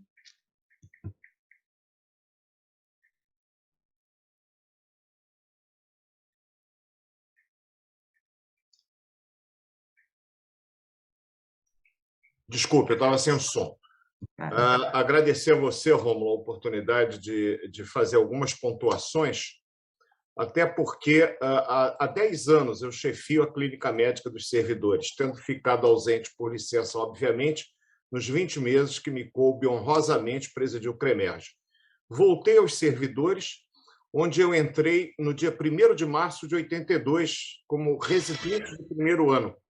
Hospital que, enfim, historicamente, a primeira residência de clínica médica no ano de 55 ou 54, eu não era nascido ainda, começou a residência no Brasil. Né? Devemos a Luísio Salles da Fonseca, grande diretor que o hospital teve, a criação da residência médica. Eu tive a oportunidade de resgatar uma ideia do Bento Coelho e criar o serviço de medicina interna no Hospital dos Servidores, porque eu tinha especialidades ótimas, endocrinologia, que eu acabei abraçando, reumatologia, hematologia, etc. Mas não tínhamos uma medicina geral que pudesse ver o doente como um todo. E o doutor Bento queria fazer isso nos idos de 1985. Ele foi sabotado pelos chefes de setor na época e eu tive a oportunidade, como ex-residente dele, de resgatar a ideia dele. Eu faço sempre questão de enaltecê-lo. Ele tinha um lema que dizia: cada vez a medicina sabe mais a respeito de menos, temos o dia que saberemos tudo sobre nada. A ideia do generalista, né? É isso que eu estou formando lá. E veja bem, Luizinho, só para você saber, meu querido amigo, com relação à telemedicina, imagine um professor de semiologia durante 22 anos, o que ele acha da telemedicina. Eu pedi a exoneração da faculdade que eu dava aula porque a direção queria me convencer a continuar dando aula por telemedicina. Eu falei, não consigo ensinar a diferença do crepitante por subcrepitante, do sibilo para o ronco e do sopro sistólico para o diastólico, nem se a tireoide tem um nódulo duro ou macio, por telemedicina. Pô. Então, e quando eu fui a Brasília falar com o ex-ministro Weintraub sobre o absurdo de acabar com isso, eu agradeço muito a Eduardo Trindade, que na época era o presidente do CREMERS, ele me permitiu ir com ele até o gabinete do ministro pelo absurdo de criar novas faculdades, porque cada vez se formam mais médicos com uma qualificação cada vez pior. Então, ao invés de resgatar o FRJ, de onde eu saí, a UERJ, tentar melhorar o nível do professor, minha filha agora me mostrou o edital para professor adjunto. Pô, não chega a R$3.000 o salário. É complicado para quem hoje é médico intensivista do COPSTAR admitir que vai largar a rede DOR para ir trabalhar no serviço público, formando profissionais por um salário que chega a ser ridículo. Então, eu acho que eu não vou para a política porque eu tenho você, Luizinho, como meu representante. As tuas ideias, elas estão batendo com as minhas. Seríamos dois a brigar pela mesma coisa, eu prefiro continuar votando em você. Mas eu fiz um levantamento da quantidade de clínicos que eu perdi no meu serviço nos últimos 22 anos. Foram apenas 88, razão pela qual, domingo, 7 horas da manhã, eu estou no Hospital de Servidores fazendo preceptoria do residente, porque eu não vou deixar um R1, R2 com 64 pacientes só na medicina interna, sem uma orientação. Então, eu não sei até quando eu vou conseguir aguentar esse ritmo de domingo a domingo. Mas eu tenho uma dívida de gratidão com o hospital que fez de alguém que não era ninguém o médico com um mínimo de competência para poder estar aqui no meio e junto a grandes médicos, a grandes representantes da medicina. Então, eu vou lá, mas a gente pede o RH, eu tenho vários 6 assinados por mim, pedindo reposição, e veja bem, não é aumento de quadro, é reposição de colegas que infelizmente partiram, inclusive na Covid, reposição de colegas que se aposentaram e justamente foram cuidar de netos, e não me dão. E são 88, imagine quantos ambulatórios eu fechei. Eu criei o primeiro ambulatório de doença hepática metabólica na rede federal. Fechei. Por quê? Porque a médica tinha um maldito contrato temporário e não foi renovado. Por que não foi renovado? Eu não sei, justificativa para isso eu dei. Então, eu quero que você continue lutando pelas nossas ideias, que são comuns, agradecer muito a você a participação nessa reunião e dizer que estamos juntos. Tá? Para o que der e vier, conta com o nosso apoio, mínimo que seja aqui, mas lá nos servidores e através da rádio, quando a gente passa lá. Luizinho, você é o cara. Obrigado, obrigado, Rômulo, mais uma vez, e a todos aqui presentes. O adiantado da hora eu vou encurtar, eu falo muito. É uma honra, eu quero aqui já responder, é uma honra sempre participar com o professor Silvio Provenzano, é uma honra para poder conversar com ele quando a gente está na Rádio Tupi junto, foi uma honra ele presidir o nosso conselho, sempre com as ideias lúcidas, e é esse enfrentamento que nós precisamos fazer. Cada dia que passa, formam mais maus médicos. Esse é um problema que a gente está enfrentando. Isso a gente vê, a gente fica brincando, né, quando gestor, que a gente está precisando trabalhar igual Hondurinha. Você precisa botar quatro médicos por uma coisa que tocava com 2. E aí, obviamente, que cai a qualidade, cai o padrão, te vê a dificuldade, então a gente precisa voltar a brigar. A gente tem aqui uma discussão que eu não vou fazer para esse mandato, para o outro. A gente está tentando amarrar uma causa, uma situação polêmica, que é o exame de proficiência. Eu acho que faz necessário, desde que colocado para quem estiver entrando, né, para não ter estabilidade jurídica, quem ingressar na faculdade, quando a lei estiver valendo o exame de proficiência, vai ter que fazer o exame, com o principal objetivo, professor Silvio, com o principal objetivo. Ninguém vai pagar R$10.000 por um filho para fazer uma faculdade para, no final, ele não formar médico. Então, nós vamos acabar com as péssimas faculdades quando a gente tiver efetivamente alguém que é uma coisa que chegue ali no final e o cara fale, olha, eu não vou pagar essa faculdade para o meu filho para no final ele não formar médico. Está acontecendo hoje no nosso curso de medicina, é a saída dos médicos. O aluno vai encontrar um médico quando chega no internato, quem está dando aula de anatomia é fisioterapeuta, quem está dando aula de semiologia é enfermeiro. Isso é um absurdo. É um absurdo que a gente vive no Brasil hoje com a decadência das faculdades de medicina. Por quê? Porque o médico vai querer ser bem remunerado. Contrata um outro profissional, dá R$2.000, R$3.000 de vínculo, e ele vai tocar a vida. E quem vai formar um médico? Além do que a gente tem necessidade de aprender do ponto de vista correto, a visão de um médico ensinando a outro, o que a gente foi aprendendo com o conjunto de médicos que nos formaram, dando um toque, falando especificamente sobre isso. Bota o ouvido aqui, meu filho, é assim, bota os tetos aqui, é dessa maneira, se você mudar a posição, cuidado, dá uma percepção. Não tem como passar isso sem ter um corpo a corpo, sem a gente estar do lado, sem estar perto, né? A gente brincava, eu sou, né, ortopedista, mas já antes da residência como interno, que era rato de centro cirúrgico, vai carregar a mala, vai escovar a perna. Né? Meu chefe fala, quer aprender alguma coisa, vai fazer tricotomia, escovar a perna, passar faixa de esmalte, para você ficar assistindo e fazer prontuário. Depois que você fizer tudo isso, algum dia você vai escovar para entrar no campo. Quantos anos e anos. Hoje, como é que vai fazer? Vamos fazer por telemedicina? Os meninos não sabem fazer uma escovação. Nós, da ortopedia, a gente sabia tudo. Nosso curso é de técnico de imobilização também, porque a gente faz eu faço qualquer imobilização, sei fazer. Os meninos hoje não querem encostar no gesso. E assim eles não querem fazer diversas coisas. Então a gente precisa da qualificação. Obrigado, professor. A gente conta aqui com o teu apoio e a gente conta também com a participação. Eu acho também que a gente precisa ampliar a participação médica na política, nas mais diferentes esferas. A gente tem muito médico na política, mas que nenhum defendendo a classe médica. A gente aqui, ó, o Lincoln que acompanha, eu, Irã, Zacarias Calil, a gente olha o estado de São Paulo, não tem um representante da frente parlamentar da medicina. Nós temos estado que não temos ninguém. Então, a gente ampliar a participação médica, ela é sempre muito boa e nós precisamos ter gente boa na política defendendo nas mais diferentes esferas a medicina. Muito obrigado, Silvio. Você é um cara de qualidade. Eu acabei falando muito, né? Você falou pouco, eu falei demais aqui. Mas nossa, tem assunto que irrita muito a gente, eu não aguento. Sou obrigado a falar. Desculpe. Obrigado, doutor Silvio. Obrigado, Luizinho. Agora a doutora Ana Beatriz Busch. Por favor, Bia. Boa noite a todos. Rômulo, eu tenho que te parabenizar pelo nível das reuniões que você articula, são sempre muito bacanas. Falar do doutor Luizinho, nosso deputado federal, é cirurgião ortopédico, ele não é só ortopedista. E como gestor, durante o contato que eu tive com ele, eu tenho que testemunhar que ele é tão cirúrgico quanto gestor, como é como cirurgião ortopédico. Ele tem uma característica importantíssima, que eu só vi nele, talvez em toda a minha vida, dessa visão de planejamento. Ele realmente pôde desenhar o que aconteceria com a Covid no Rio de Janeiro e no Brasil.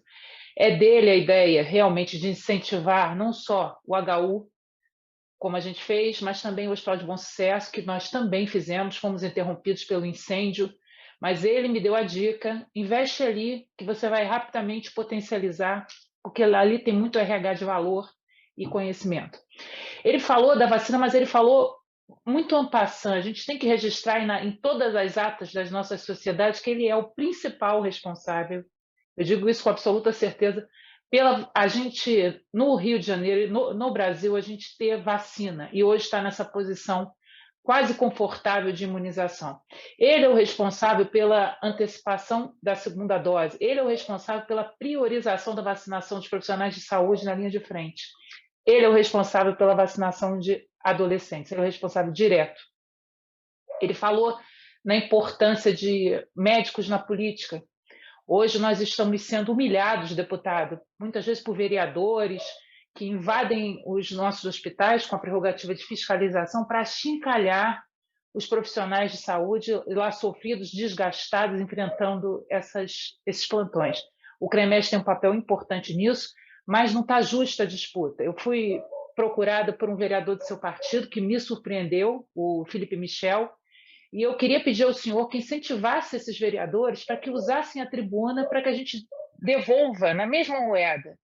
Eu acho que os vereadores do seu partido podem ajudar na defesa dos bons profissionais que estão nos plantões. E nós precisamos, sim, ter mais médicos na política.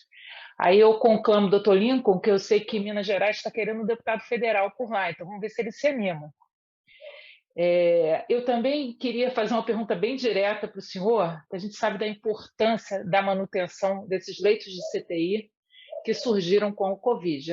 A gente não pode prescindir desses leitos de forma nenhuma, eu sei que o senhor concorda com isso, pensar se a gente vai ter alguma estratégia, porque senão o Ministério da Saúde fechará o investimento e vai fechar os leitos.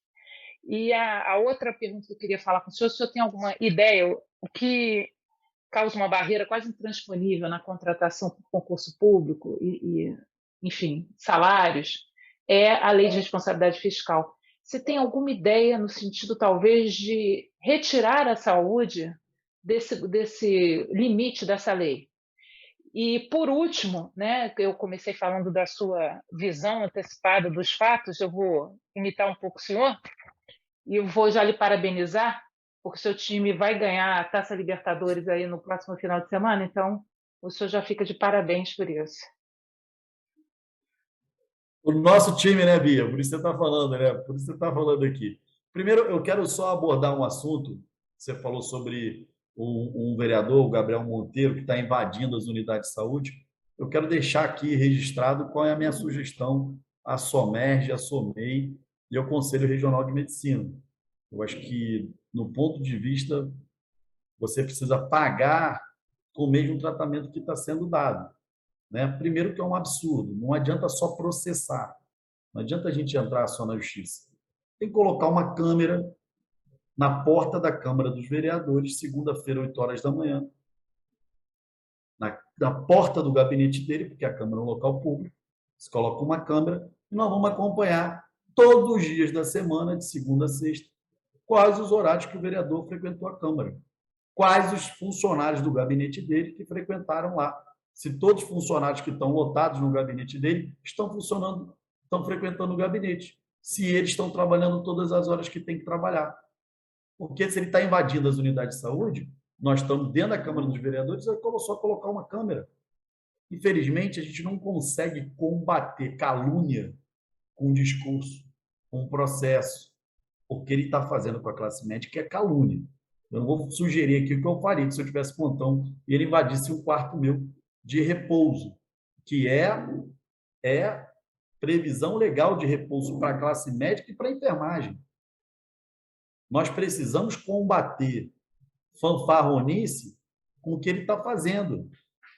É obrigação do CREMERG, das nossas sociedades, colocar uma câmera e acompanhar todos os funcionários que estão lotados no gabinete dele. Estão entrando 8 horas, estão saindo 5 horas da tarde. Está todo mundo indo de segunda a sexta. Qual o tempo que eles ficam na Câmara dos Vereadores? É assim que tem que fiscalizar ele. Não é só a gente processar. Porque esse tipo de pessoa que tem esse tipo de comportamento demonstra que não tem respeito pelas outras pessoas. Não é só pela classe médica. Não tem respeito a ninguém. Porque a pessoa invadir armada, acordar o médico, criar um constrangimento, qual é o objetivo? A não ser fazer sucesso fácil. Nós acabamos aqui de expulsar aqui da Câmara dos Deputados um deputado chamado Boca Aberta, que fazia isso lá por Londrina, tá certo? Que é o inventor, porque no mundo nada se cria, tudo se copia. Copiou de algum lugar, viu-se Boca Aberta fazendo, que é um irresponsável, está fazendo atrás. Mas nós precisamos pagar da mesma maneira, fiscalizar o gabinete dele. Eu não vi ninguém até agora falar sobre a fiscalização do gabinete dele. As entidades precisam fazer essa defesa, precisa fazer essa atuação. Eu, do ponto de vista do nosso mandato, a gente entrar nessa seara, olha, um vereador pode entrar ou não numa unidade para fiscalizar. Teoricamente, ele pode entrar, mas não pode entrar armado, com um bando de homens armados, tá certo? Ele não pode fazer a atuação como ele está fazendo. Nós que somos pela lei, nós que temos responsabilidade, nós que temos família, que temos carreira. E como eu falei aqui, toda vez que a gente tem um arranhão na nossa vida, a gente já é culpado. Nós precisamos pagar a mesma moeda. Precisa contratar uma empresa lá e ficar fazendo todo dia. Vamos ver quando entra. Também não pode avisar, né, gente? Para poder fazer um balanço de quantos assessores entraram no gabinete dele, quantas horas eles permaneceram na Câmara dos Vereadores fazendo a sua função, porque se ele tem a condição de fiscalizar, nós precisamos fiscalizá-lo da mesma maneira, Bia. Esse assunto é só porque é um assunto que irrita a gente e é muito difícil. Você não combate, você não pode combater essas medidas com as medidas tradicionais nossas, processo, discurso. Nós precisamos combater com medidas no nível do que eles estão fazendo. Se a gente ficar no nosso nível, nós não conseguimos fazer. Não adianta só subir aqui e discursar. Precisa ter uma atuação diferenciada. Eu vou me comprometer aqui, Bia, com essa tua ideia. Nós vamos fazer aqui um projeto, vou terminar aqui a fala. Vou mandar meu assessor bater um projeto de lei que tira os profissionais de saúde, do conto, vamos dizer assim, da composição da lei de responsabilidade fiscal, que a gente possa ampliar os serviços de saúde. Eu acho que isso aqui já sai daqui com outro projeto que a gente precisa colocar, o aproveitamento dos leitos de CTI. A proposta é que esses leitos fiquem, o governo federal pague sob utilização. O governo federal fez uma coisa que na minha opinião, foi errada. Ele habilitou os leitos, para quem não sabe. Ele pegou um serviço e falou assim, você pode abrir 10 leitos de CTI Covid no Hospital Jesus. E ele pagou os 10 leitos sendo utilizado ou não. Isso ele fez no Brasil inteiro. E muitos leitos não chegaram nem a ser utilizados. Ou foram utilizados durante um mês, depois passaram 11 meses não sendo utilizados. A minha proposta é que a gente mantenha o mesmo valor, que saiu de 400 para uma diária de 1.600, mas pagando pela utilização do leito, e não pelo leito vazio, que é assim também que a saúde suplementar paga pelo leito utilizado e não paga pelo leito vazio. E essa é a minha proposta junto ao Ministério da Saúde. Muito obrigado pela tua participação, Bia. Saudações rubro-negras. Obrigado, Bia. Obrigado, Luizinho. O Dr. Lincoln Lopes é o próximo, depois o Dr. Silvio está reinscrito também. Dr. Lincoln, por favor. Obrigado. Bom, obrigado, Rômulo. Da mesma forma que a Bia, eu gostaria de te cumprimentar, Rômulo, e também ao nosso caro Benjamin, pelo nível das reuniões, tá? A excelente participação. Cumprimentar o Luizinho, como eu disse, eu retifico as minhas palavras, ouvir o Luizinho seria aí uma questão de horas e horas.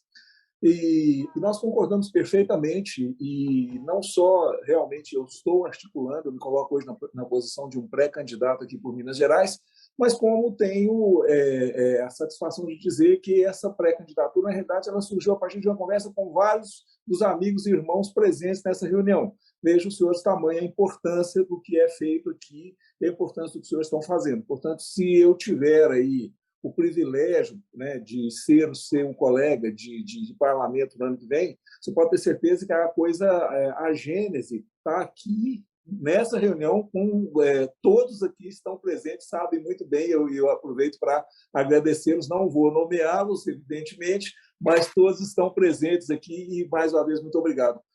Dizer que Luizinho é tudo isso que ele falou, mais brigas, por exemplo, quando houve uma especulação naquela questão dos sedativos, eu participei conjuntamente com ele, então eu conheço o Luizinho deputado, eu conheço o Luizinho atuante, eu conheço o Luizinho cidadão e eu conheço o Luizinho guerreiro, porque realmente juntar pessoas e peitar da forma como ele fez em prol de terceiros, juntar sociedades, treinar anestesistas e intensivistas no uso de aparelho, a questão dos EPIs, isso é privilégio de poucos. E esses poucos nós temos que prestigiá-los, reconhecer o trabalho e dizer que realmente a cidadania, o Brasil e a medicina brasileira devem muito, muito, né? E ao fazê-lo, eu coloco aqui os deputados que ele mesmo citou, né? Irã Gonçalves, Zacarias Calil, Soraya Manato, Pedro Westphalen, realmente é fundamental, e tem sido fundamental para a medicina brasileira esse tipo de atuação.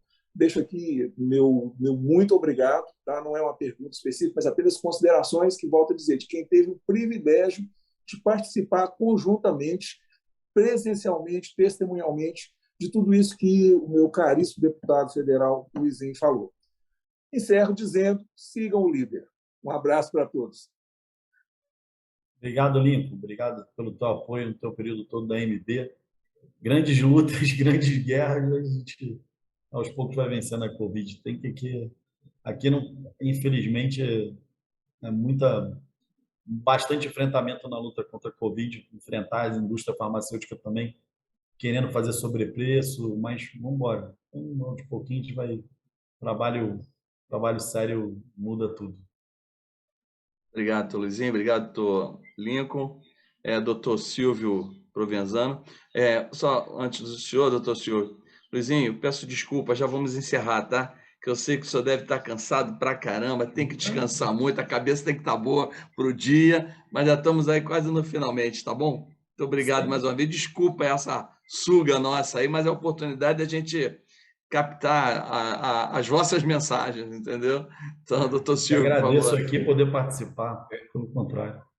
Para encerrar a história desse indivíduo, eleito vereador aqui no nosso município, no Rio, que invade hospitais, esse sujeito ele tem nisso uma fonte de renda incalculável.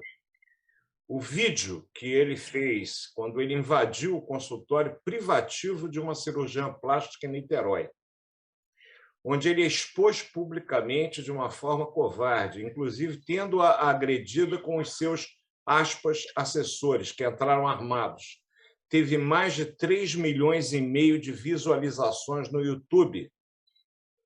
O meu vídeo de desagravo no CREMERGE, acho que não atingiu 2.000 visualizações. Então, é só para ter uma ideia, viu, Luizinho, que, na verdade, ele não está preocupado com a política, não. Ele está preocupado com a grana que ele ganha lá no YouTube, que não é pouca, não.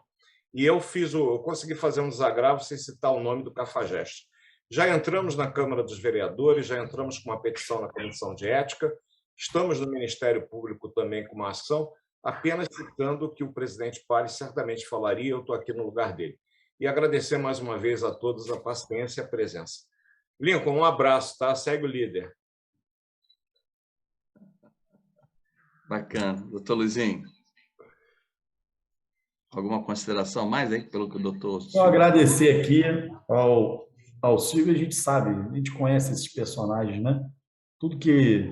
Mas da mesma maneira que está fazendo uma carreira construindo na areia, daqui a pouco desmonta, né? Porque a gente sabe que não tem seriedade. Infelizmente, o território livre da internet é o território da barbárie, né?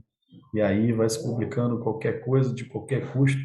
Felizmente, as pessoas ainda gostam de ver esses absurdos, mas eu só acho que nós precisamos fazer uma fiscalização também sobre ele. A minha sugestão é que as entidades façam uma fiscalização sobre o mandato dele, sobre a entrada na Câmara, saída da Câmara. Não dá para nesse campo, né, a gente trabalhar com a correção, né, e com todos os instrumentos que nós temos. Precisa fazer um pouquinho mais aí no campo, fiscalizar se realmente ele vai na Câmara, quais são os seus horários, quais são os seus assessores, de entender. Ele é um servidor público, remunerado por nós, então nós precisamos fiscalizar. Agora, quem não tem compromisso com a verdade, só tem compromisso aí com fazer qualquer coisa, isso é lamentável, né? A gente vê ainda essa figura ainda eleita pela população. Verdade. Então, Luizinho, palavras só de agradecimento. Eu queria 1 minuto só que o senhor pudesse falar o seguinte: como vai acontecer daqui para frente a evolução da pandemia, que vai deixar de ser uma pandemia, se Deus quiser, desse ano, final desse ano, até o ano que vem? Como é que o senhor vê? O que o senhor está vendo? O que os seus colegas especialistas também na área têm falado e têm demandado do senhor no mandato? O que vai acontecer com a Covid? Está controlada? 4ª onda? 5ª onda? O que o senhor tem aí no seu gabinete, no seu mandato, na sua atuação, como ponto de vista para 2021, final de 2022? Bem, Rômulo, para concluir, no campo da Covid, os números são favoráveis, a população brasileira aderiu à vacina, a gente tem mais de 80% da população vacinada com as 2 doses. com a decisão de fazer antecipação de segunda dose, que levou a esse número subir, e com a dose de reforço, a gente vai afastando esse gap que a gente estava vendo. A gente começou a ver o número já de vacinados, idosos vacinados, já vacinados, morrendo, né? Voltando aí de internação, e isso parou, porque nós iniciamos a dose de reforço. A gente consegue medir a medida adequada, com ampliação da terceira dose. Eu acho que a gente afasta esse risco. É óbvio que a gente tem que ter todo o cuidado, principalmente da entrada de estrangeiros para o nosso carnaval. Eu tenho essa preocupação. Eu vou te falar que eu sou totalmente favorável ao Ano Novo, sou totalmente favorável ao carnaval, mas se pudesse eu fechava a fronteira. Vamos manter a nossa população aqui, vamos fazer o carnaval com o nosso time que já está vacinado, evitando não vacinados entrarem no país. Eu acho que dá para fazer a festa. Obviamente vai ter algum tipo de rebote, porque tem rebote não só de Covid, tem rebote no pós-carnaval de algumas doenças infecto-contagiosas, é normal. Nós temos também um número aumentado de acidentes automobilísticos, temos um número aumentado de acidentes por ingestão de bebida alcoólica, mas acho que nada disso impede a festa. Eu acho que nós vamos ter um desafio, manter e enxergar que nós vamos precisar vacinar 2022. E aí a gente espera que a produção local da Fiocruz, com IFA produzida no Brasil, ela já esteja num outro ritmo. A gente já tem uma garantia de parte das doses que a gente precisa para 2022 e a gente precisa ter a garantia completa. Mas que a gente seguir vacinando de 6 em 6 meses ao longo de 2022, acho que em 2023 a gente passa para vamos dizer, né, para uma aplicação anual, e aí aos poucos a gente vai nos livrando da Covid-19. Eu acho, é um movimento que eu enxergo. Eu não enxergo um movimento como está acontecendo na Áustria, na Alemanha e nos Estados Unidos. Né? A gente olhar e ver que o Brasil já passou os americanos, por quê? Porque o movimento antivacina lá é muito forte. E a gente precisa ainda usar da nossa capacidade. Olha, está vendo aí, o pessoal foi vacinado, não morreu. Chamar as pessoas que não vacinaram ainda para vacinar. Já tem quase 1 ano de vacinação, a gente já consegue enxergar os números positivos. Tem muita gente ainda sem tomar nem a primeira dose. Então, se a gente trabalhar direitinho com a primeira, a segunda e as doses de reforço, eu acho que o nosso país vai conseguir conter a Covid-19 e a gente ter um 2022 muito melhor. Olha, muito obrigado. Uma oportunidade maravilhosa estar aqui com um grupo tão seleto. Não tem como agradecer, Romulo, não tem problema de horário. A gente aqui é um privilégio participar com todo mundo, todos vocês. Para mim, eu me sinto honrado. Vocês podem ter certeza que a gente aqui se esforça muito, eu me esforço muito, me dedico muito aqui para poder honrar esse mandato. Eu cheguei aqui com 103 mil votos, claro que não foi 103.725 votos, claro que não tinha essa amplitude na classe médica, mas a gente sabe que a gente vem crescendo, a nossa atuação na classe médica, e a gente precisa cada dia mais reforçar esse mandato. Manda para mim qualquer sugestão, qualquer coisa que a gente puder colaborar. A gente tem um mandato aqui voltado para a medicina. No dia que eu assumi como secretário a primeira vez, a única coisa que eu falei como secretário municipal, depois falei como secretário de Estado, eu falei, eu só tenho um bem na minha vida material, na minha vida espiritual, minha família, meus filhos, né, meus pais, mas o único patrimônio que eu tenho na minha vida é o meu CREMERG. Eu não posso perder a minha carteira do conselho, porque ela me faz viver privilegiadamente, seja onde eu vá trabalhar, esse dom que Deus nos deu, de todos aqui sermos médicos, a gente não pode perder ele. Onde a gente for trabalhar, a gente vai ter sucesso e brilhantismo trabalhando com seriedade. Então, nosso mandato está sempre à disposição. Foi uma honra participar com todos vocês. Nós agradecemos, em meu nome, em nome de toda a diretoria da SOMEI, o nosso muito obrigado, todos os colegas que estão aqui, amigos, companheiros, pessoas que admiram o trabalho que você tem realizado junto à Câmara dos Deputados, e verdadeiramente você nos representa, como bem falou, todos falaram aqui. Então, Luizinho, obrigado por ter tomado esse tempo teu aí, de você estar aqui presente com a gente. Conte conosco. Estarei em breve aí em Brasília, estaremos juntos aí para conversar também. E eu acho que, verdadeiramente, assim, a tua representatividade atende aos nossos anseios como profissionais e como pessoas, como cidadãos normais que também nós somos.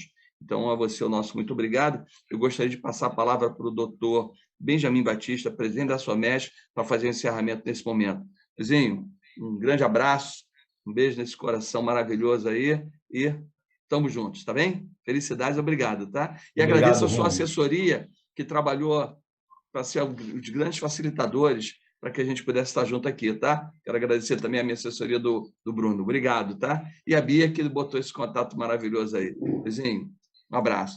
Doutor Benjamin, por favor. Obrigado. Obrigado, Rômulo. Pelo adiantado da hora, apenas agradecer ao deputado Luizinho, nosso representante federal, né, por ter nos concedido essa brilhante apresentação aqui, e para pessoas, médicos de todo o interior do estado, eu anotei aqui. Então, quem te ouviu hoje? Itaperuna, Rio das Ostras, Barra Mansa, Rio de Janeiro, Barra do Piraí e Niterói. E tem gente até de fora do estado, com certeza tem, né? Representantes das mais diversas entidades, como Confemel, Cremerge, Somerge, SOMI, Associação Médica de Minas Gerais, Unimed Macaé, Unicred. Então, uma gama, uma diversidade muito grande de representantes veio aqui te ouvir hoje, né? Então, esse espaço foi criado pela SOMEI, em parceria com a Somerge, justamente para isso. Convidar personalidades, médicos realmente capacitados que possam vir falar conosco sobre temas de interesse na nossa área de atuação, que é a saúde, né? Só me resta realmente, em nome da Somerge e de todos os meus diretores aqui presentes, agradecer aí a tua disponibilidade e sucesso aí em Brasília no teu mandato. Muito obrigado, Benjamin, muito obrigado pela oportunidade, estou aqui sempre à disposição, e na hora que vocês me chamarem, tanto remotamente quanto presencial, conto com a nossa participação. Muito obrigado a todos. Obrigado, uma boa noite e um bom descanso. Obrigado por tudo. Um abraço. Boa noite a todos. Obrigado. Boa noite a todos. Boa noite a todos. Boa noite. Boa noite. Boa noite. Boa noite a todos. Boa noite, Boa pessoal. noite a todos. Obrigado, Boa Luizinho. noite. Parabéns, Rômulo. Obrigado, boa noite. Boa noite a Parabéns, todos. excelente. Fica com Deus. Boa noite a todos. Boa noite, gente. Rômulo. Parabéns. Parabéns, Benjamin. Parabéns, Rômulo. Parabéns, Benjamin. Obrigado, Pina. Obrigado, Valério. Lincoln, a frase aí é propriedade, viu? Eu ouvi muito ela no ano passado. Siga o líder. Olha o direito de propriedade, viu, Lincoln? Ô, Lincoln, não acabou não, viu? Não acabou não. Abraço, boa noite. Parabéns, Rômulo. Tá, Obrigado, gente, boa noite. Moreira. Sucesso lá na eleição. Parabéns. Aguardo o teu voto lá. Tá bom. Felicidades. Tchau, tchau.